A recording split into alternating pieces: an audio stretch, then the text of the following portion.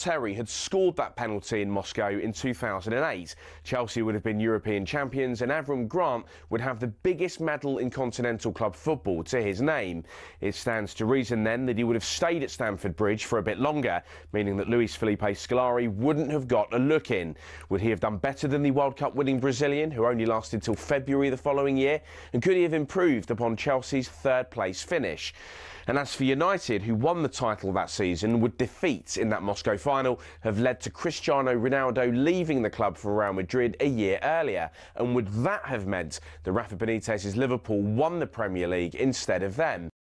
That's a pretty big butterfly effect, all from one missed penalty kick going the other way. And if you want to dig a bit deeper, there's plenty more that could have been affected. What if Anthony Knockaert had scored his penalty against Watford? We'd have been denied the Troy Deeney moment, sure, but might Leicester have gone on to win promotion to the Premier League earlier than scheduled? And would that have meant that Claudio Ranieri would never make it to the King Power? Would Arsenal or Tottenham, therefore, have been champions in 2016? The most significant sliding doors moment perhaps ever, though, was Paul Gascoigne, Wembley, June 1996. What if this had gone in?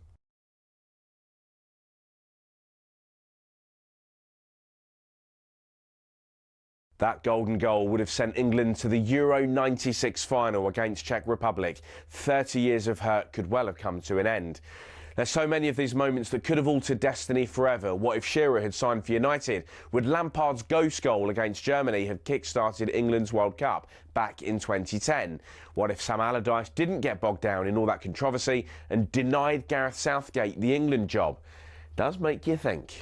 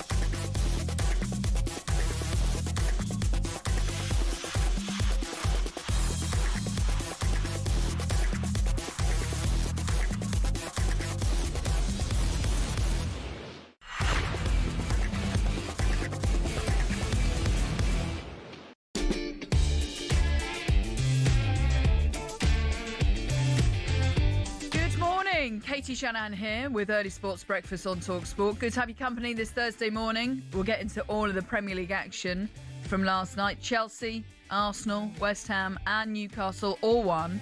Arsenal go 7 points clear as Man City drew 2-2 with Nottingham Forest. So plenty to get into. Lots of negative comments following another Arsenal win. Just the 1-0 win to the Arsenal. But I don't mind as an Arsenal fan this morning how we win, as long as we win and win the league. That's the main thing.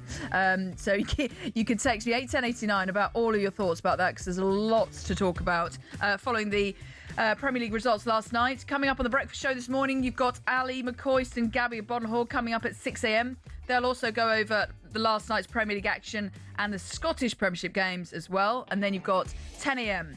as Jim White and Simon John will get stuck into the meatiest stories of the day. But Nick, what we've got coming up over the next hour? Morning, Katie. We'll start at the Amex, where Arsenal are accused of playing anti-football. I don't really get this, to be honest. We've got Laura Woods, who phoned in to have a go at Alan Pardew. We'll hear from Igor Tudor on pressure and why footballers are privileged. And we're asking, who's the best sporting captain of all time? Get involved on the usual number, 03717 223344, or WhatsApp or text us on 81089. Yeah, love that topic. OK, let's get into the show. I've got quite a few captains, actually. There's quite a few out there. Who are your favourite captains? Roy Keane's got to be up there. Yeah. Paolo Maldini, Michael Jordan. Roy Keane, did he win 4 Premier Leagues as a captain? Certainly at least 3, possibly 4. I mean, there was always that semi-final performance he put in at Juventus when he got his second yellow card and he knew wouldn't make that final in '99. One of the greatest captain's performances ever seen. Tom Brady in there. Keane's a good shout. Tom Brady. 7 Super Bowl wins And even in the Birmingham documentary, just how he speaks about just everything. He's just such a good communicator and really inspirational. So I find him quite dry. do you? Quite corporate. Yeah, I don't mind that. I don't mind listening to some of his What makes a good captain for you, right? Because you've got a Roy Keane type who's a kind of inspirational leader. David Beckham kind of lead by example. And then you've got the sort of quiet man managers, someone like a Mike Brearley, England cricket captain in the 70s and 80s, who wasn't a great player, but he enabled the players around him to get the best out of themselves. Bob Willis, Ian Botham, some of those incredible series against Australia, masterminded by someone like Brearley. I think you've got a point to Viv Richards as well. And Maradona. Who basically carried a nation on his back in 1986. That Argentina team weren't that great. Yeah. But Maradona just absorbed all the pressure. I want to go for an inspirational leader that's great communicator. Were you a captain? Were you ever a captain? I was a captain, not for England. Yeah. I was just a striker. Just bang the goals in. Sure, yeah. Yeah, that's my main job. Was I a captain? Probably at school. Yeah. A couple of school teams.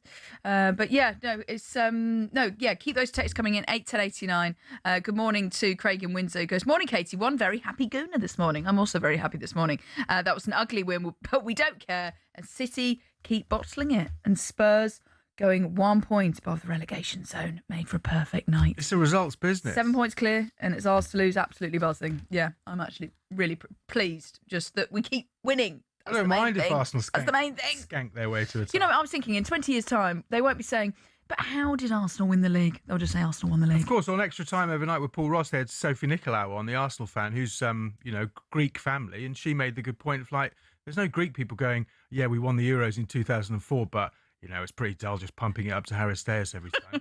Yeah, she just said we were just firing up the barbecue. I know.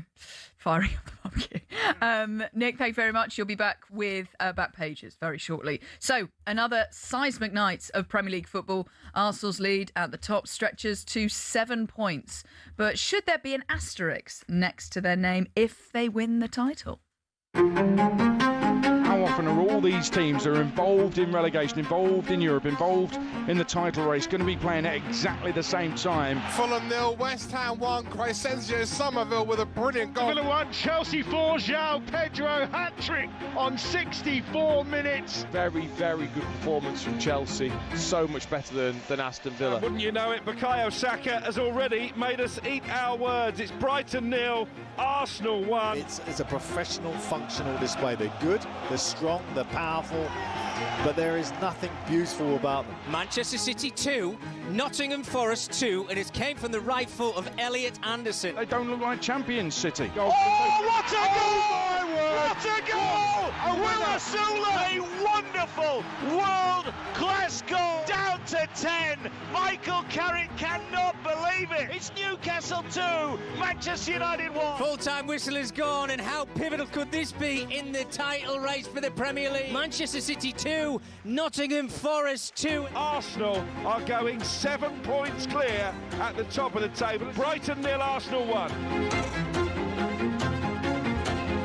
Yeah, it was a bumper night in the Premier League. Arsenal with that 1-0 win at Brighton. It may not have been beautiful, but it was another 3 points on the board as they go 7 points clear. Bukayo Saka's deflected shot somehow squeezed through Verbruggen's legs to give them that 1-0 lead. Arsenal rode their luck, didn't they, as Brighton just hunted for the equaliser, but they couldn't find it. With Fabian Hürzeler thinking that David Raya should have been sent off for time wasting. And Hürzeler actually said only one team tried to play, as this negative narrative around Arsenal's style of play continues. He actually went on to say, if I ask anyone now here in the room, this is in post-match press conference, did you really enjoy this football game? I'm sure maybe one person raises their arm because he's an Arsenal fan. Beside that, no chance. Are Arsenal playing anti-football? Should we even care? Well, here's Alan Pardew's reaction to Mikel Arteta's team grinding out another result. If they win this league and Man City drawing tonight, this will be a significant evening for it. There'll be an asterisk next to their name because I was going to say, what sort of champions will they be remembered as? You've only got to look at them really in these type of performances and say it's just a functional display. It's a professional, functional display. They're good, they're strong, they're powerful, but there is nothing beautiful about them. That's the truth. But like me and Nick were just saying there, in 20 years' time, you're not going to say, oh, but how did Arsenal win the league? You're just going to say Arsenal won the league. And you know what? It's been a long time coming. Arsenal have fallen short in the last couple of years. So if this is how Arsenal end up trying to find a way to win the league, then so be it. Does it matter? Arsenal fans, do you care how you win the league? Is it set piece FC? Is it Asterisk FC?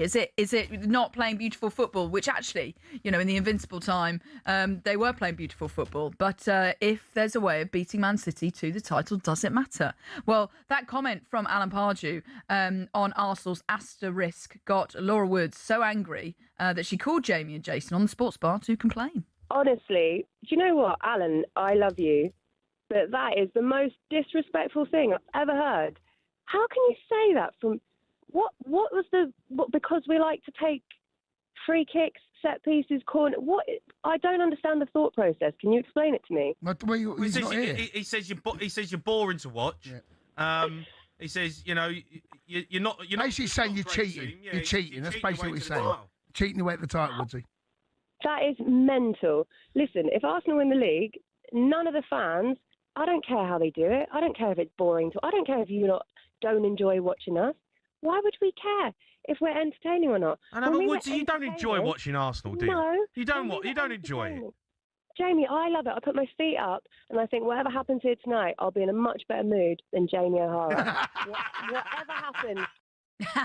Very, very good from Laura.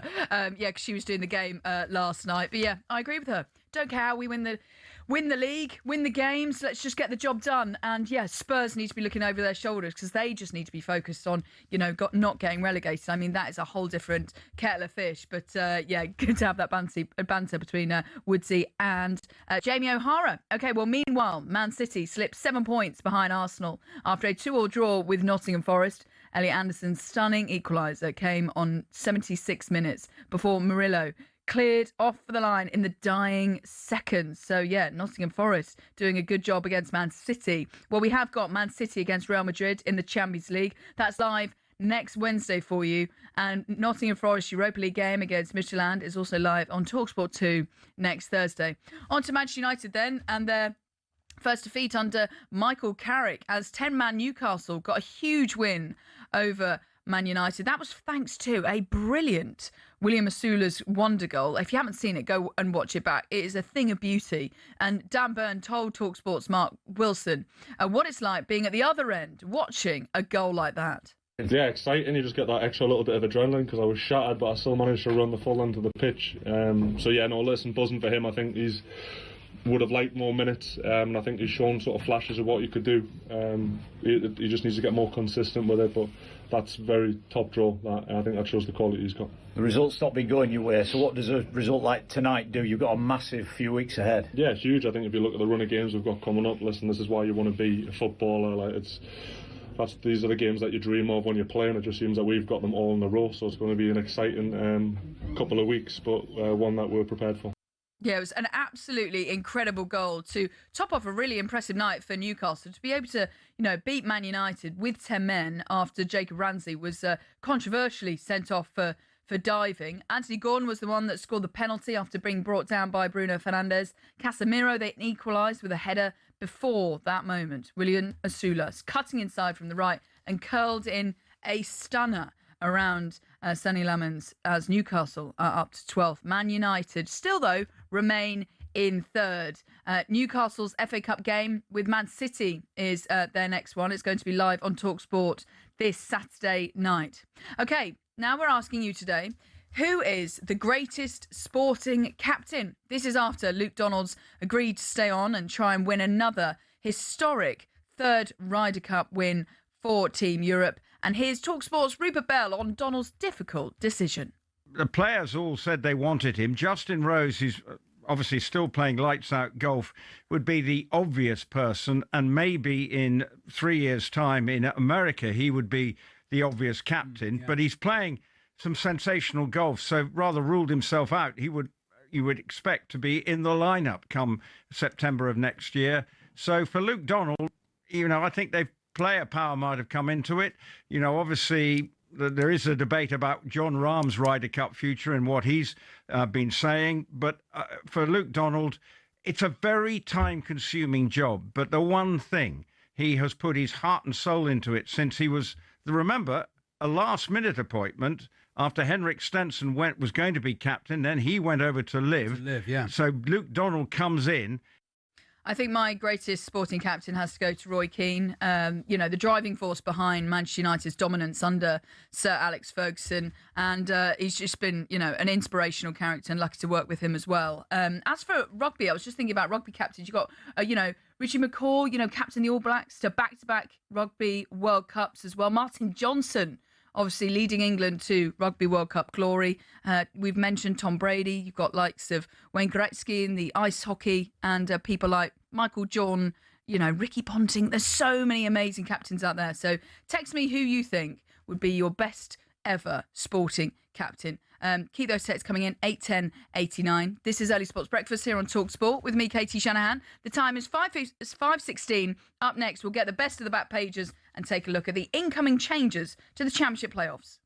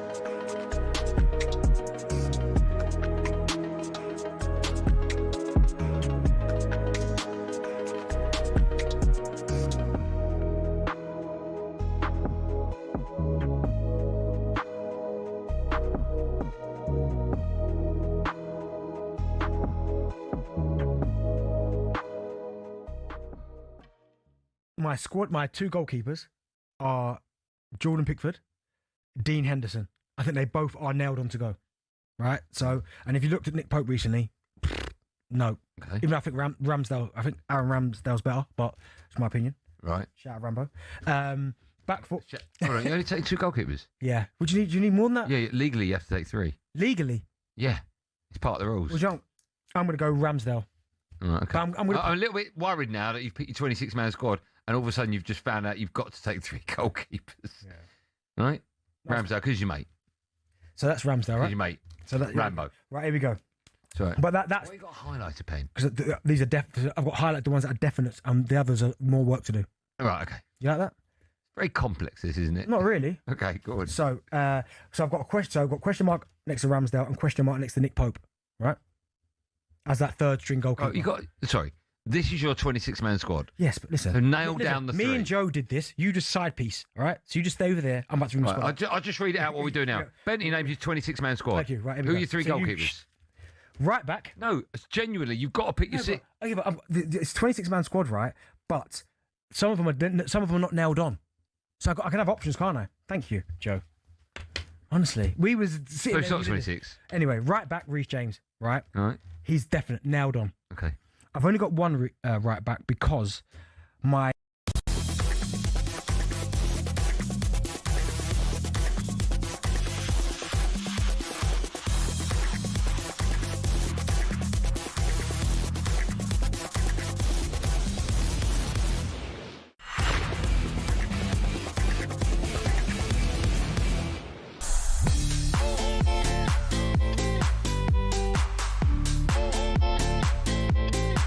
A very good morning. Katie Shanahan here with Early Sports Breakfast. We are talking about the Premier League action that happened last night. There were wins for Chelsea, Arsenal, West Ham and Newcastle last night. Arsenal goes 7 points clear as Man City drew 2-2 with Nottingham Forest. Arsenal now being called Asterisk FC, according to Alan Pardew on our talkSPORT commentary as well. So we are building up to the talkSPORT breakfast show at 6 a.m. with Ali McCoist and Gabia Bonlahor. But here are a few more things you need to know about this Thursday morning. We'll chat about Chelsea later on in the show, but Liam Rossini's side go fifth after a 4-1 victory at rivals Champions League chasers Aston Villa. West Ham's 1-0 win against Fulham means that they're only in the bottom three on goal difference. Celtic are up to second in the Scottish Premiership. That was thanks to a 2-1 win at Aberdeen. Martin O'Neill's men move above Rangers to second and now trail leaders Hearts by 5 points. And Wakefield look to bounce back from last weekend's defeat to Warrington when they host Hull SC and Rugby League's Super League tonight. Both sides have lost 2 and picked up 1 win from their opening 3 games of the season. And for more on all the bigger stories, all you need to do is go to talksport.com. You can, of course, watch us on your smart TV. You can listen and watch us on Samsung, LG, Fire TV, Apple, Chromecast, Android, Google TV, and Prime Video. TalkSport is there. Right, it is now time for Katie's Corner. Ladies and gentlemen, for the thousands of taxi drivers in their cabs and the millions listening around the world, let's get ready to rumble! In the red corner, wearing the shiniest of trousers, she represented England at field hockey before earning a master's degree in sports journalism. The pride of Kingston upon Thames, it's Katie, the Grand Slam Shanahan.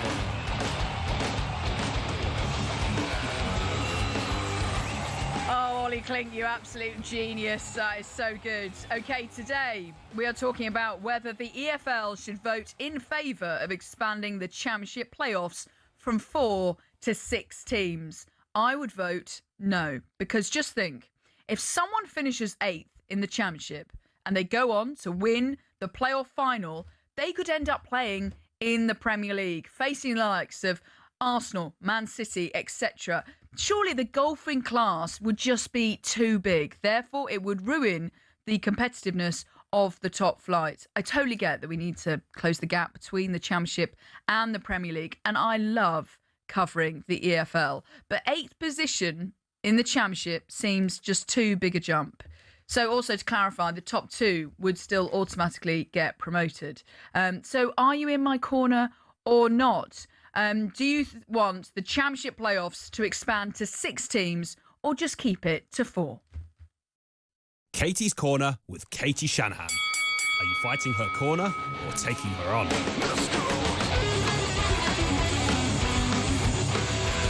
So the proposal requires a majority vote from all EFL clubs alongside a majority from the Championship clubs as well. They are making a decision today, with a precise format still to be determined at a later stage. But yes, are you in my corner or not? All you need to do is give me a text 81089, or you can give me a call 03717 223344. This is a call out there for all of you EFLers about whether you would like to see the Championship playoffs expand to 6 teams or keep it at 4. Would love to hear from you this morning. Okay. Also, thanks for all your texts coming in about best captains. Plenty of these. We've got... This is Stephen Gerrard. That's a good shout. Absolutely amazing captain from Doyley and Rochdale. Thank you, Doyley. Best captain, Katie. This is from Terry. Terry Butcher from Rangers was sensational. That's from Billy from Glasgow. Good morning, Billy. Thanks for texting into the show. This is from Darren. Katie, we're talking about, he's talking about Spurs. Katie, this shows the problem with football fans is about winning, and my Spurs couldn't beat a Saputo team first. Your team should not have a club way of playing. The club should be worried about winning. That's from Darren, the Spurs fan. And also this is from Ash, the Newcastle fan. He goes, good morning, Katie. William Asula, take a bow. We had 10 men and still beat Manchester United. Darren Bent can get a haircut now. Keep up the good work on talkSPORT Football and the snooker. Thank you very much, Ash. Okay, keep those captains coming in. But now it is time to look through the back pages. Nick Ellaby is back in the studio. Lots of, well, it's mainly football that's dominating all of the pages after all of the Premier League action last night. Mainly football. We can do a bit of golf and do a bit of rugby. First, I mean, we've got to just take a look at Bukayo Saka's sweet face on the back of a lot of the back pages today. Back of the Daily Sport, 7 heaven. I mean, not quite sure how that goal ended up going in. Do you see it? Who did it come? It came off someone's sort of midriff. Yeah, and then it was like a nutmeg. Through Verbruggen's legs. Yeah. I mean, thing is, Arsenal are getting it done. I do not understand all of this sort of anti-football chat. Heaven and L on the back of the Mirror Sport. Obviously, Erling Haaland looking despondent as Man City drew at home to Nottingham Forest. Advantage Arsenal on the Daily Telegraph. So great news for Arsenal fans who are back in the driving seat. The title is back in their hands. I wanted to just have a look at this story on the back of the I paper. Spurs facing a £250 million hit if they go down. Tottenham have been warned they face a significant financial hit even if they avoid relegation to the Championship. But going down, they could lose £250 million. This is leading sports lawyer Jeff Cunningham saying every time there's a home game, they sell 60,000 tickets plus corporate hospitality. That's a fair amount of revenue generated from every game. talkSPORT producer Sim, Spurs fan, was asking me this morning. He's already preparing for life in the Championship. He said, can we go and watch Southampton versus Spurs next season? I said, yeah, I'll show you the delights of Southampton. Don't worry about that. I mean, do you think Spurs, they're in free fall. I think if you look at the Premier League table since Christmas, they are bottom. Yeah. They haven't won a game in 10. Do you think they'll hold on? Well, I was saying Tottenham are too good to go down. Yeah. But Too big to fail. They're at 1 point above West Ham, and West Ham finding ways to win. Even Nottingham Forest, drawing and taking points off Man City. Yeah. I still think it'll be Wolves and Burnley. It's just that, who's going to get 18th? Pereira's got Forest fired up.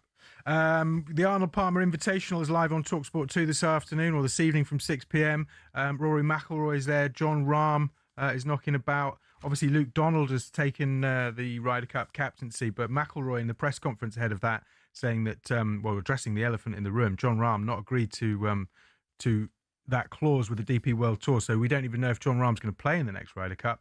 McIlroy saying, actually, the Ryder Cup is more important than any single individual. Rory not afraid to keep talking about all of that. I don't know if you saw that John Rahm, basically, the DP World Tour are now saying to the live players, if you play 6 events, we'll give you that waiver and you can play in the Ryder Cup and the majors. Right. John Rahm saying, make it 4 and I'll sign. At the moment, it just seems to be a little bit like people messy. Trying to save face. Yeah. I don't know why he just doesn't crack on with it. Also, I don't know if you noticed this story. This is in the back of the Guardian, but the Iraq World Cup playoff in doubt. So Iraq is supposed to go to the States for that intercontinental playoff. I think it's supposed to be in Mexico later this month.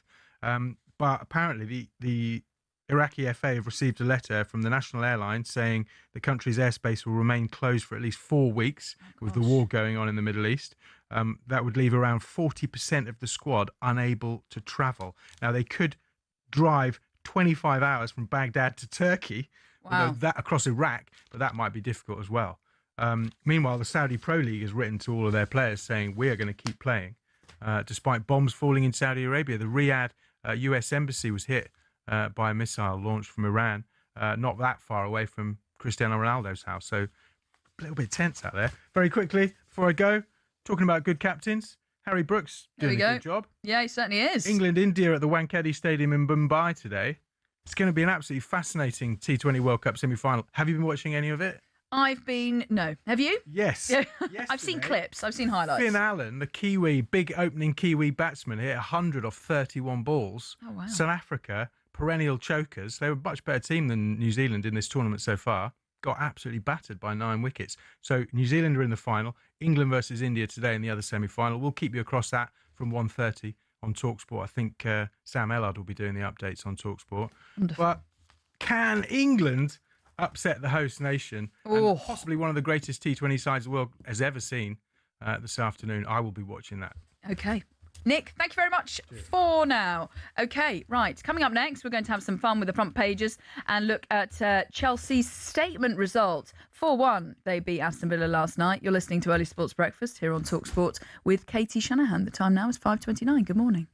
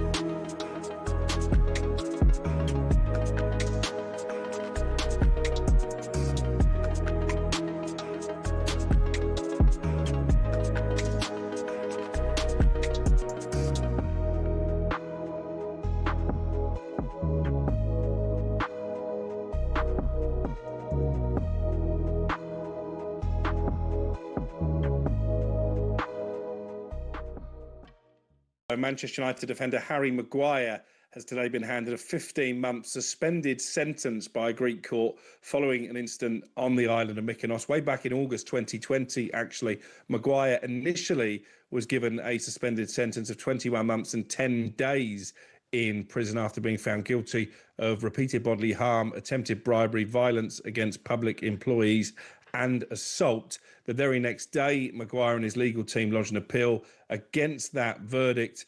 The appeal nullified his conviction and meant there would be a full retrial. The retrial was postponed on not one, not two, not three, but 4 occasions between 2023 and 2025. It finally started over in Greece today, and it concluded Maguire was guilty of non-serious assault, resisting arrest and attempted bribery. As I say, the sentence is 15 months suspended. Speaking to sources close to Harry Maguire, he continues to deny any wrongdoing and plans to appeal this verdict at the Supreme Court. He's also turned down, we're told, a number of opportunities to settle the case out of court, and he's determined that he'll clear his name legally. Now, Maguire wasn't part of these legal proceedings over in Greece. He's been preparing for Manchester United's big game away at Newcastle tonight. To have the opportunity. Sport is often filled with people trying to make a quick buck, often at fans' expenses. But sometimes someone on the fringes comes up with an exhibition idea that goes down a storm. Let me tell you about a couple of them. Mallorca 2007. Rafa Nadal and Roger Federer compete in what was dubbed the Battle of the Surfaces, a unique idea that reportedly almost got cancelled at the last minute when worms got into the grass. An 11th hour turf delivery got the match on, and despite some dodgy bounces on the new green stuff, Rafa and Roger slugged out a 3-set epic. Tennis has a history of exhibitions too, with the Battle of the Sexes in 1973 captivating audiences worldwide as Billie Jean King took on the former world #1 men's player Bobby Riggs, who talked down the women's game. Billie Jean King won. In motorsport, there was Monzanapolis in the 50s when American Indy cars went up against European F1 cars. But perhaps the best exhibitions have been the charity ones. In 1998, legends like Mike Atherton, Sachin Tendulkar and Glenn McGrath turned out at Lord's for a one-dayer in memory of Princess Diana. And since 2006, we've had Soccer Aid, which has raised an incredible amount of money. And if you get to see the likes of Jose Mourinho taking out Ollie Mers, then what's not to like?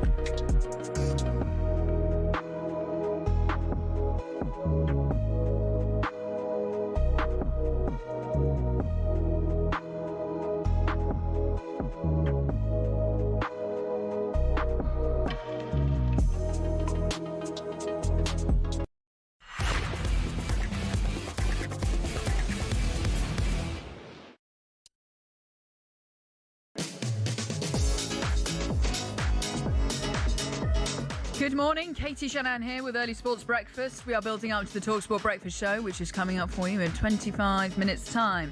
Ali McCoist and Gabby Abon-Lahore I host this morning from 6 a.m. Here are some of the headlines you're waking up to this Thursday morning, though. Great Britain's wheelchair curlers hope to bounce back when they return to action at the Winter Paralympics this morning. Joe Butterfield and Jason Keane take on South Korea after losing 10-7 in their mixed doubles opener with Estonia last night. There's a strong European presence at golf's Arnold Palmer Invitational, a day after Luke Donald was confirmed as Ryder Cup captain once again.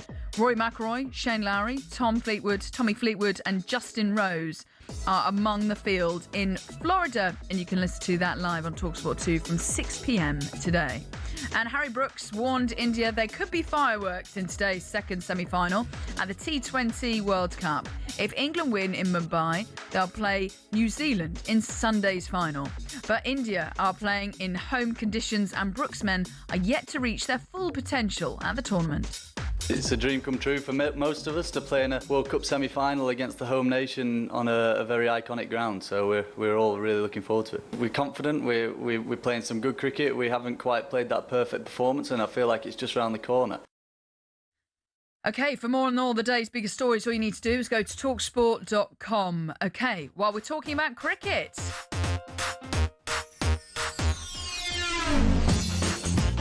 This song is a banger. Always takes me back to my childhood days.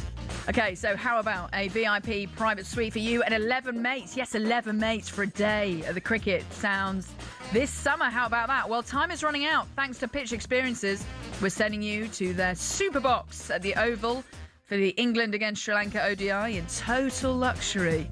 We're talking fine dining, your own personal mixologist, private balcony, and a Q&A with cricket legends while you watch the action. It's the ultimate summer day out. For your chance to win, text WIN to 83338. Text costs £2.50 plus your standard network rate. Or you can call this number, 0343 418 7260. That's 0343 418 7260. Lines close tomorrow at 4 p.m. That's when you'll need to answer your phone if it rings. 18 plus, UK residents only. This is a TalkSport promotion. Full T's and C's at talksport.com. So for your chance to win, text WIN to 83338 now, and a very good luck. OK. Right, just a recap of our top story today on Early Sports Breakfast. It is boring Arsenal grind out another backs-to-the-wall result. That was against Brighton. Just the 0-0 they won, thanks to Bukayo Saka. Alan Pardew says there'll be an asterisk next to Arsenal's name if they win the title, playing anti-football like this. You can keep those texts coming in, 81089. Arsenal's FA Cup trip to Mansfield is live on TalkSport this Saturday lunchtime. That's their next game. As for Chelsea last night, Aston Villa were 1-0 up after 2 minutes at home to Chelsea, but Liam Rosenior found his number 9. This is after João Pedro got a hat-trick as Chelsea came back to smash their top 4 rivals 4-1. A really impressive win for them. And TalkSport's Dean Ashton says that Unai Emery needs to make some changes. You know, the confidence wasn't there to take the chances when they came early on, and then they were shambolic defensively to allow Chelsea just all the space in the world to operate and score the goals that they did. So yeah, of course the manager has to take a little bit of responsibility for that, but also these are top players, and you have to be able to not rely just on your manager. You have to still go out and deliver and lead, which they've struggled to do. Yeah, but it was a really good result for Chelsea last night. João Pedro with a hat-trick. So, yeah, have Chelsea found their number 9. Aston Villa, though, watched the game, had plenty of chances, just didn't convert them as well as Chelsea. Right, plenty of texts coming in this morning. Thanks so much for getting involved in the show. We're asking you this morning about best sporting captains across all sports. Doesn't need to be just football. We've had these in from Sparks, the Chelsea fan, now living in Derbyshire. It goes hard to beat John Terry. Yes, as captain, I agree with that. Also, here we've got Dalton, the Blackburn fan. I agree it needs to stay as 6. This is talking about Katie's Corner this morning. Actually, I'll get to that in a second. Let's keep talking about greatest sporting captains. Craig in Windsor says, greatest sporting captain has to be Bobby Moore. Led England to World Cup glory back in '66. A proper leader and is still the only Englishman to lift it. I'm going to have to correct you there. Yeah, Englishman, that is correct. Leah Williamson back-to-back Euros titles. So she also has made history with England, winning the Euros back in 2022 and 2025. So she's probably got to be on this list as well. There's only one captain here. Francesco Totti, one club. His final game said it all. That's from David Hutchinson. Good morning, David. This is from Captain Phillips. Dealt with Pirates with class. That's from Mark. Imran Khan as a great captain. We've also got the best captain for me as Carlos Alberto. Not only did he captain the greatest ever international football team, Brazil 1970, he also scored my favourite ever World Cup goal. That's from Neil in Warrington. And just finally here, as we've had so many come in. Good morning, Katie. Great captains. Cafu, 2-time World Cup winner. Champions League winner and Copa America winner as well. That's Sammy, the Manchester United and England fan. But just talking about Katie's Corner this morning, as we've been asking you, well, I've been basically saying this morning, the decision will be made today around whether the Championship should expand to 6 teams or keep it at 4. I think you should keep it at 4 because if you think about it, the team in 8th playing in the Premier League, that could be a possibility. I think the golfing class would just be too much. Well, we've had this text here saying, from Dalton, the Blackburn fan, I agree. I think it needs to stay as a 6 because I don't know how they would implement it, but I don't agree that it's due to a golfing class. Okay, because normally the Championship is that tight. It's only goal difference separating 6th and 8th. And also, Dalton, you've got to say, if you like, for example, if a team like Wrexham bolster that they finish 8th, they then bring in loads of players due to the money they're making. Maybe they would be able to do a Sunderland, stay up in the Premier League. So that's one of the talking points we've got for you this morning. I believe we can also say a voice note on this topic from Kelly in Cape Town. Let's listen to this. Kelly from sunny Cape Town. I'm sorry, 7th and 8th, no, not going to work. And I'm not sure it's going to increase the quality. I mean, this season is the first time we're not having a yo-yo situation, albeit the best team last year might come back down, Burnley. But the rest of the guys, Sunderland and Leeds, are up and flying high. So I don't think the 7th and 8th addition to that picture is going to help the yo-yo avoidance strategy. Cheers, all the best from sunny Cape Town, up the Owls. Thank you so much, Kelly in Cape Town. I mean, yes, sunny Cape Town. I would love to be there right now. Yeah, I agree. I think the fact that we talk about these yo-yo teams and, trying to close the gap, but I just think, I agree with you. I think making it to 8th is just a bit too much. Kelly, thank you so much for your voice note into the show. Keep those texts coming in, 81089. But now it is time for this. It's a front page throwdown. Oh, what a move! The front page is first on the early sports breakfast. talkSPORT. And I am joined in the studio by the very glamorous and wonderful Amelia Beltrão. How are you? I don't feel that glamorous today. Yeah, but you still got a tan. You're still glowing. Oh, thank you. Thank you. Do you know what? After yesterday's breakfast show where we went and got the fry up after. Oh, yeah. I've now got hash browns in my mind. I keep going around the office like, Really? please can we go? You know what? I would happily go down to canteen. Can we do a hash hash brown run, please? Hash brown run, please. How many hash browns is acceptable? I normally go for 2. It depends on the size of them.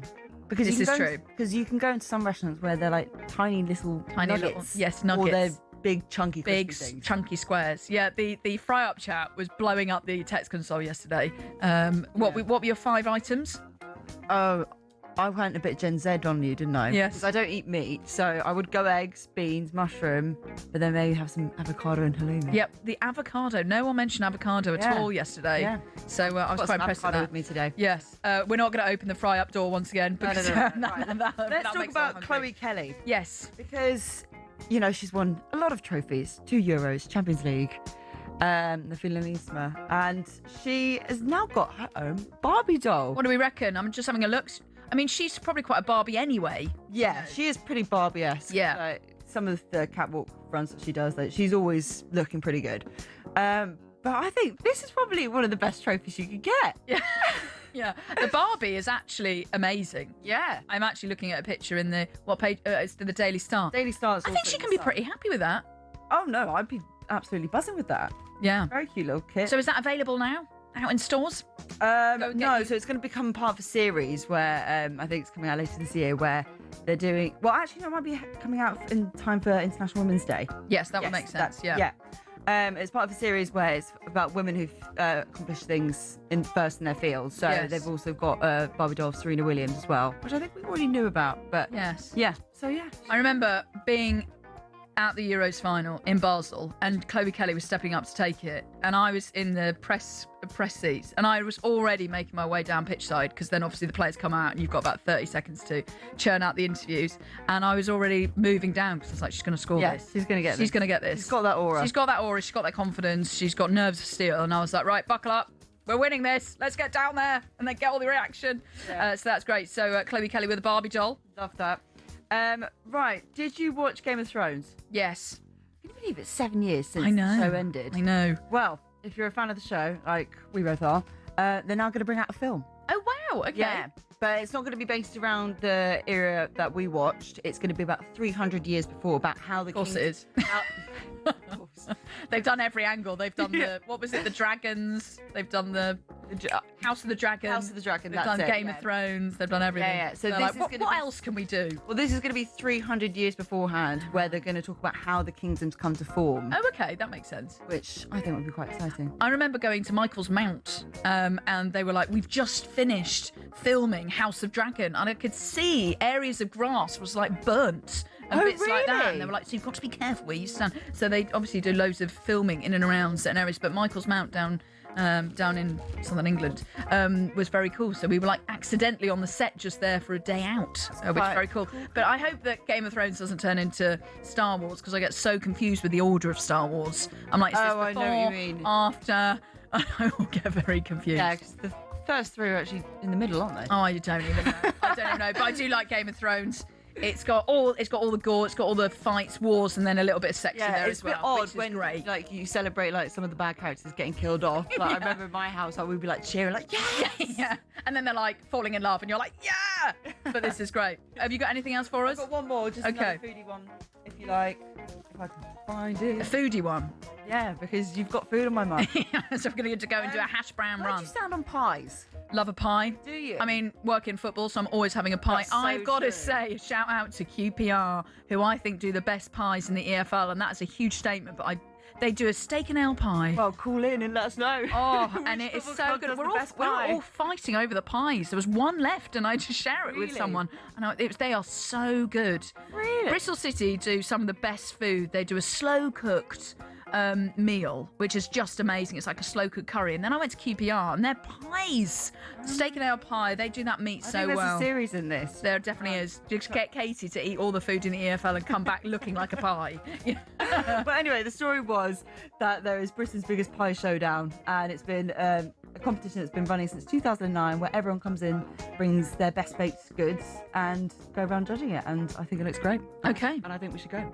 Okay, let's go. talkSPORT school trip. Basically. Yeah, we've got lots of trips. We've got a hash brown trip that's happening probably at 6 a.m. About an hour. Yeah. Okay, Amelia, thanks so much for now. We can talk about food all morning, but we're not going to bore the listeners with that. Thank you so much. Right, this is Early Sports Breakfast with me, Katie Shanahan. Up next, we are looking ahead to now a massive game for Spurs, home to Crystal Palace tonight. A very good morning.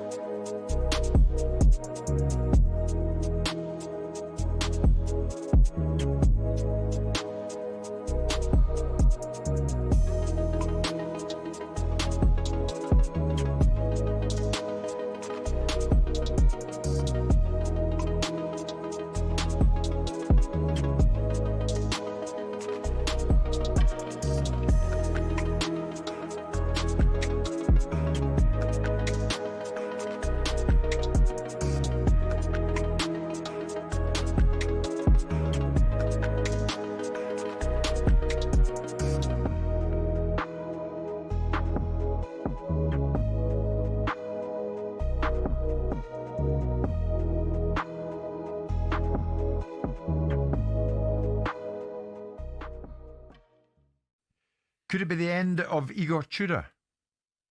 Well, there's certainly a few whispers to that effect. I've got to say, I've been making some inquiries this morning, and I'm being met with a little bit of a wall of silence. So I've not been able to stand up these rumours. But I understand it. I went quite strong on this in our show on Sunday when we were going around the grounds and Tottenham were losing at Fulham.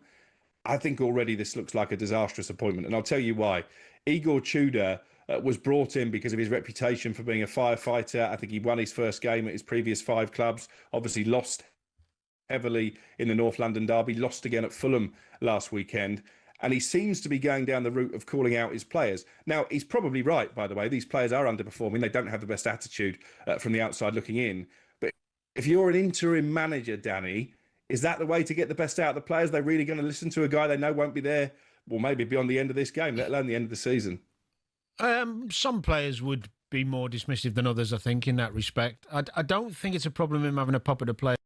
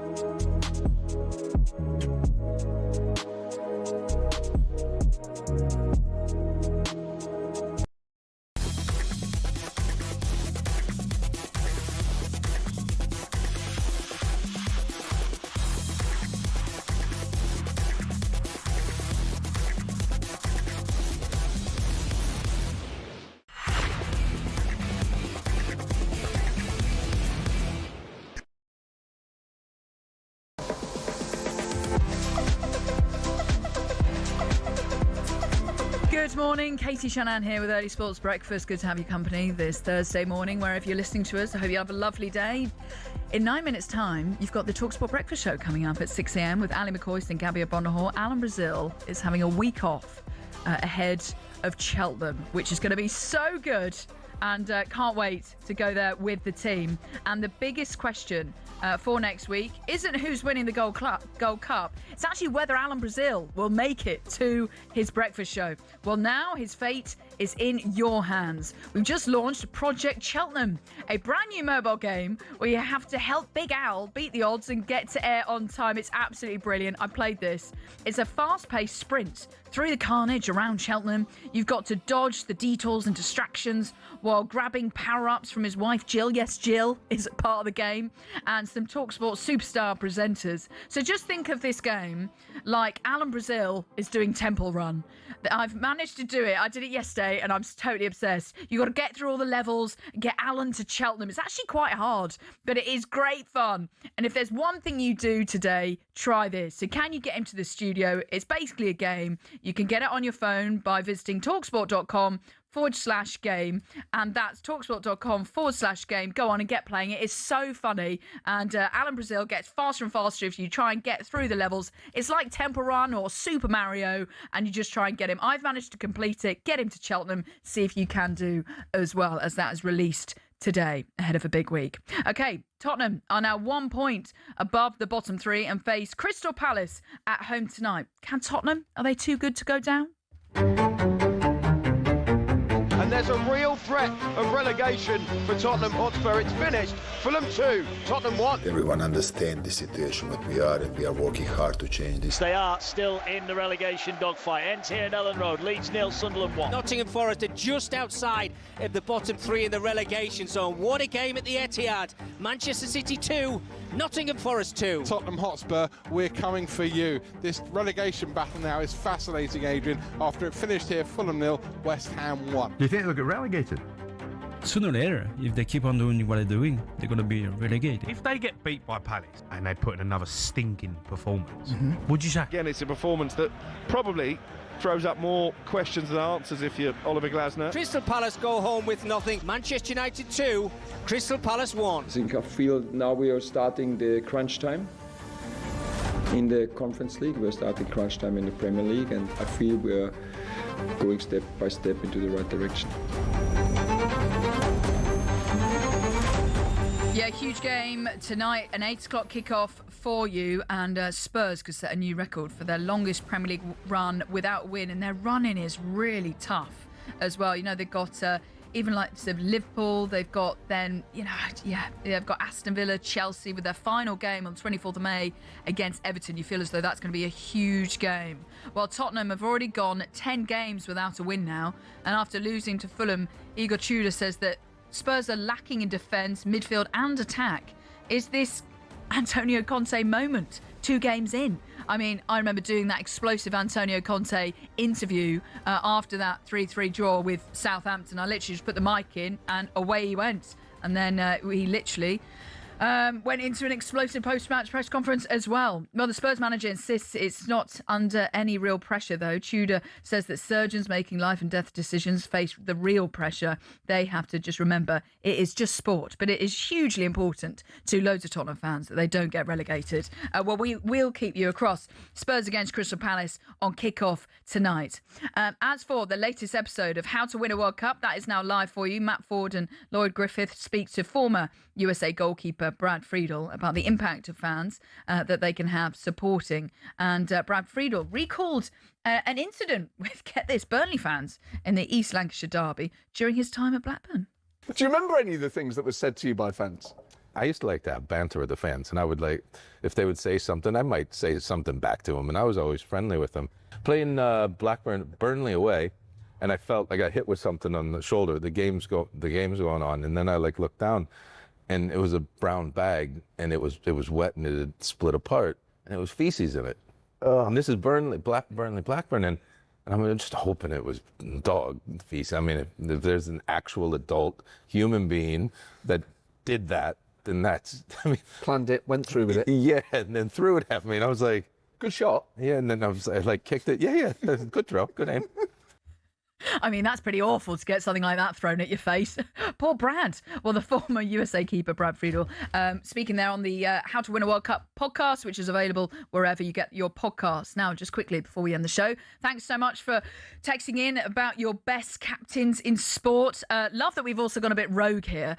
This is from, we've got to say, come on, why has no one mentioned the only captain worth talking about is Captain America? That's Wesley Fellow Gooner. We've also had here from Captain Caveman. We've had Captain Birdseye that makes crayfish fingers. That's from John from Welling. And also Sam Stevens here saying Alan Wynne-Jones, no doubt the greatest captain. And also just finally here, hi Katie, as an older listener, big captain shouts to Bobby Moore, World Cup winning skipper. Doesn't get any better than that. That is from Mark. Thanks so much for all your texts coming in this morning. Right, loads coming up on talkSPORT Breakfast today. Joining Ali McCoist and Gabia Bonhor, you have Everton boss David Moyes is on the show. 9-time major trophy winner David Seaman. We'll be talking about that asterisk that Alan Pardew has put on Mikel Arteta's team. And new interim Torquay manager Neil Warnock joins us on the show about being back in management at age 77. You've been listening to Early Sports Breakfast with me, Katie Shanahan, this morning. Ali McCoist and Gabia Bonhor are on the way next. Have a great day.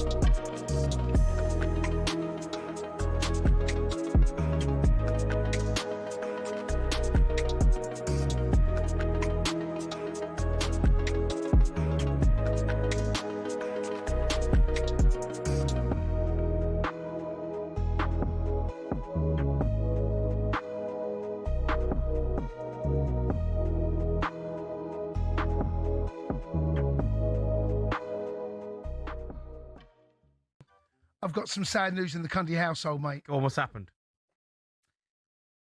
So the lucky Mr. C took our little dog out, Crumble, a little small bichon. Took him Crumble. out. His name's Crumble. Took him out for a walk on Bit like Chelsea. Saturday morning, and he's running around like you're happy as a